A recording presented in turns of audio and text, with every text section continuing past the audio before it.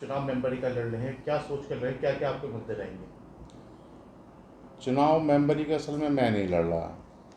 Ward number 37 से मेरी पुत्र वधू है, ग्रेजुएट है, वो चुनाव लड़ रही है। वार्ड के लोगों ने ज़िद किया, वो चुनाव लड़ रही है।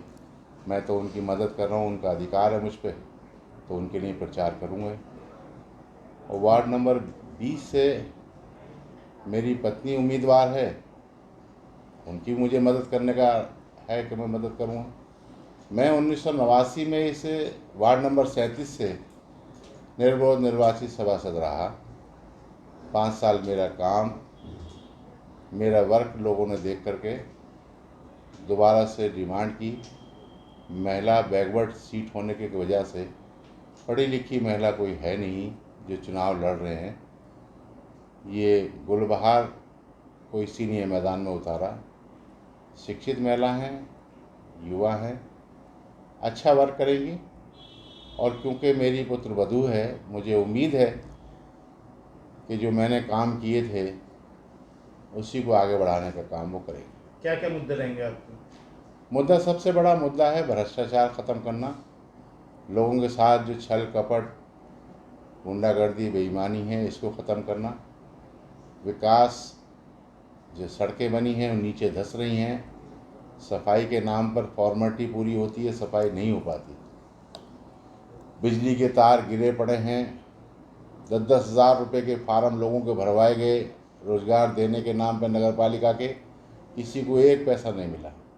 लोग छल महसूस कर रहे हैं कि वो छल लिए गए, कपट कर दी गई उनके साथ, और उनके साथ काम न करके सिर्फ उनको धोखे बेईमानी की बात कह करके उनका वोट लूटा गया, और पर काम कोई नहीं कर पाया उनके। पूर्व में जो सभासद रहे उन लोगों ने काम नहीं कराया?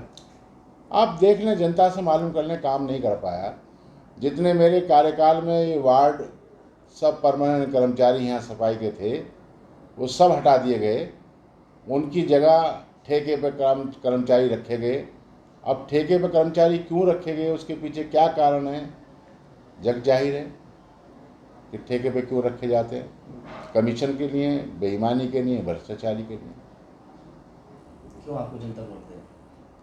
नहीं, जनता वोट तो प्रत्याशी को देगी, लेकिन जो प्रत्याशी मैंने लड़ाए हैं या जिन्हें खड़ा किया है, मैंने जनता के कहने पे खड़ा किया है।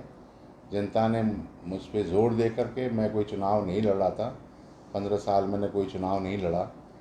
लेकिन जब जनता आहत महसूस कर रही है, तराही तराही मच रही है, किसी की बेइज्जती करना आसान हो गया उन लोगों को जो ताकत में है, किसी के पैसे छीन लेना, किसी के साथ बदतमीजी करना।